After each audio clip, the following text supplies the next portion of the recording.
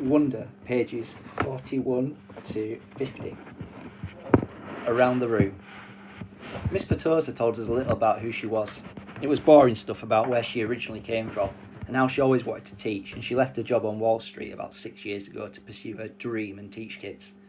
She ended by asking if anyone had any questions, and Julian raised his hand. Yes, she asked. She had to look at the list to remember his name. Julian. That's cool about how you're pursuing your dream, he said. Thank you. You're welcome, he smiled proudly. Okay, so why don't you tell us a little bit about yourself, Julian? Actually, here's what I want everyone to do. Think of 2 things you want other people to know about you. Actually, wait a minute. How many of you came from Beecher Lower School? About half of the kids raised their hands. Okay, so a few of you already know each other, but the rest of you, I guess, are new to the school, right? Okay, so everyone, think of 2 things that you want other people to know about you. And if you know some of the other kids, try to think of things they don't already know about you. Okay? Okay. So let's start with Julian, and we'll go around the room. Julian scrunched up his face and started tapping his forehead like he was thinking really hard. Okay, whenever you're ready, Miss Petosa said. Okay, so number 1 is that. Do me a favour and start with your names, okay? Miss Petosa interrupted. It'll help me remember everyone. Oh, okay, so my name is Julian, and the number 1 thing I'd like to tell everyone about myself is that I just got Battleground Mystic for my Wii, and it's totally awesome. And the number 2 thing is that we got a ping pong table this summer. Very nice. I love ping pong, said Miss Petosa. Does anyone have any questions for Julian? Is Battleground Mystic multiplayer or 1 player? Said the kid named Miles. Not those kind of questions, guys, said Miss Petosa. Okay, so how about you? She pointed to Charlotte, probably because her desk was closest to the front. Oh sure, Charlotte didn't hesitate for even a second, like she knew exactly what she wanted to say.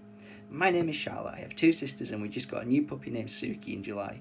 We got her from an animal shelter and she's so cute. That's great, Charlotte. Thank you, said Miss Petosa. Okay then, who's next? Lamb to the slaughter. Like a lamb to the slaughter. Something you say about someone who goes somewhere calmly, not knowing that something unpleasant is going to happen to them. I googled it last night. That's what I was thinking when Miss Petosa called my name, and suddenly it was my turn to talk. My name is August, I said, and yeah, I kind of mumbled it. What? Said someone. Can you speak up, honey? Said Miss Petosa.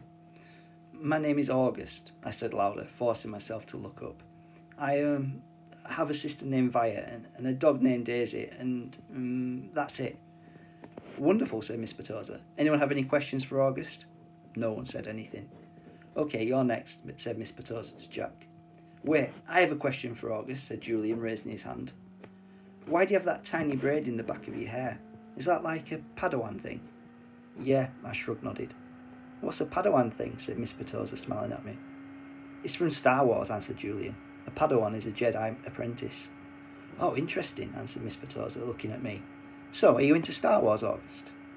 I guess, I nodded, not looking up because what I really wanted to do was just slide under the desk.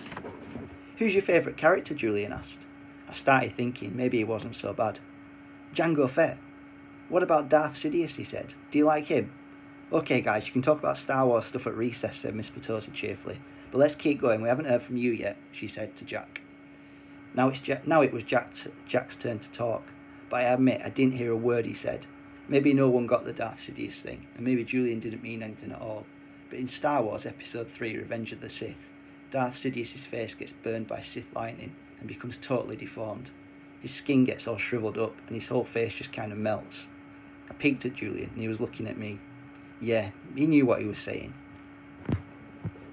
Choose kind. There was a lot of shuffling around when the bell rang, and everyone got up to leave. I checked my schedule, and it said that my next class was English, room 321. I didn't stop to see if anyone else from the homeroom was going my way. I just zoomed out of the class and down the hall and sat down as far from the front as possible. The teacher, a really tall man with a yellow beard, was writing on the chalkboard. Kids came in laughing and talking in little groups, but I didn't look up. Basically, the same thing that happened in homeroom happened again. No one sat next to me except for Jack, who was joking around with some kids who weren't in our homeroom. I could tell Jack was the kind of kids other kids liked. He had a lot of friends. He made people laugh. When the bell rang, everyone got quiet and the teacher turned around and faced us. He said his name was Mr. Brown, and he started talking about what we would be doing this semester. At a certain point, somewhere between A Wrinkle in Time and Shen of the Sea, he noticed me but kept right on talking. I was mostly doodling in my notebook while he talked, but every once in a while I would sneak a look at the other students. Charlotte was in this class, so were Julian and Henry. Miles wasn't. Mr. Brown had written on the chalkboard in big block letters, Precept, Precept. Okay, everyone, look, everybody, write this down at the very top of the very first page of your English notebook. As we did what he told us to do, he said, okay, so who can tell me what a precept is? Does anyone know? No one raised their hands. Mr. Brown smiled, nodded, and turned round to write on the chalkboard again. Precepts, rules about really important things. Like a motto, someone called out. Like a motto, said Mr. Brown, nodding as he continued writing on the board. Like a famous quote, like a line from a fortune cookie. Any saying or ground rule that can motivate you. Basically, a precept is anything that helps guide us when making decisions about really important things. He wrote all that on the chalkboard and then turned round and faced us. So what are some really important things, he asked us. A few kids raised their hands, and as he pointed at them, they gave their answers, which he wrote on the chalkboard in really, really sloppy handwriting. Rules, schoolwork, homework. What else, he said as he wrote, not even turning around. Just call things out. He wrote everything everyone called out. Family, parents, pets. One girl called out the environment. He wrote on the chalkboard and he added, our world. Sharks because they eat dead things in the ocean, said one of the boys, a kid named Reed, and Mr. Brown wrote down, sharks. Bees, seatbelts, recycling, friends. Okay, said Mr. Brown, writing down all those things. He turned round when he finished, writing to face us again, but no one named the most important thing of all. We all looked at him out of ideas. God, said one kid, and I could tell that even though Mr. Brown wrote God down, that wasn't the answer he was looking for. Without anything else, he wrote down, who we are. Who we are, he said, underlining each word as he said it. Who we are, us, right? What kind of people are we? What kind of person are you? Isn't that the most important thing of all? Isn't that the kind of question we should be asking ourselves all the time? What kind of person am I? Did anyone happen to notice the plaque next to the door of this school? Anyone read what it says? Anyone? He looked round, but no one knew the answer. It says, know thyself, he said, smiling and nodding. And learning who you are is what you're here to do. I thought we were here to learn English, Jack cracked, which made everyone laugh. Oh yeah, and that too, Mr. Brown answered, which I thought was very cool of him. He turned round and wrote in big, huge block letters that spread all the way across the chalkboard, Mr. Brown's September Precept. When given the choice between being right or being kind, choose kind. Okay, so everybody, he said, facing us again.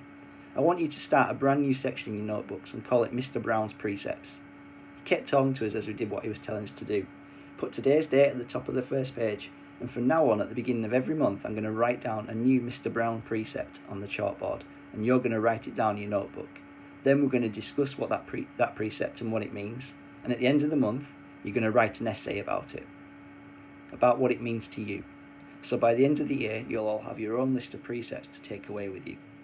Over the summer, I ask all my students to come up with their very own personal precept, write it on a postcard and mail it to me from wherever you go on your summer vacation. People really do that, said one girl whose name I didn't know. Oh yeah, he answered, people really do that.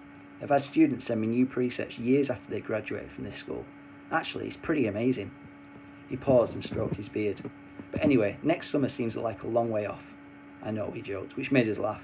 So everybody relax a bit while I take attendance, and then when we're finished with that, I'll start telling you about the fun stuff we're going to be doing this year, in English. He pointed to Jack when he said this, which was also funny, so we all laughed at that. Also, I wrote down Mr. Brown's September Precept. As I wrote down Mr. Brown's September Precept, I suddenly realised that I was going to like school, no matter what. Lunch. Viv had warned me about lunch in middle school. Sorry, not Viv. Via had warned me about lunch in middle school, so I guess I should have known it would be hard. I just hadn't expected it to be this hard.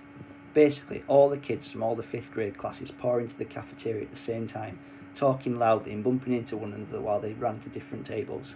One of the lunchroom teachers said something about no seat saving allowed, but I didn't know what she meant, and maybe no one else did either, because just about everybody was saving seats for their friends. I tried to sit down at one table, but the kid in the next chair said, "Oh, sorry, but somebody else is sitting here." So I moved to an empty table and just waited for everyone to finish stampeding and the lunchroom teacher to tell us what to do next. As she started telling us the cafeteria rules, I looked around to see where Jack Will was sitting, but I didn't see him on my side of the room. Kids were still coming in as the teacher started calling the first few tables to get their trays and stand in line at the counter. Julian, Henry and Miles were sitting at the table toward the back of the room. Mum had packed me a cheese sandwich, grain crackers and juice box, so I didn't need to stand in line when my table was called. Instead, I just concentrated on opening my backpack, pulling out my lunch bag and slowly opening the aluminium foil wrapping on my sandwich. I could tell I was being stared at without even looking up. I knew that people were nudging each other, watching out for me at the corner of their eyes. I thought I was used to those kind of stares by now, but I guess I wasn't. There was one table of girls that I knew were whispering about me because they were talking behind their hands. Their eyes and whispers kept bouncing over to me. I hate the way I eat. I know how weird it looks.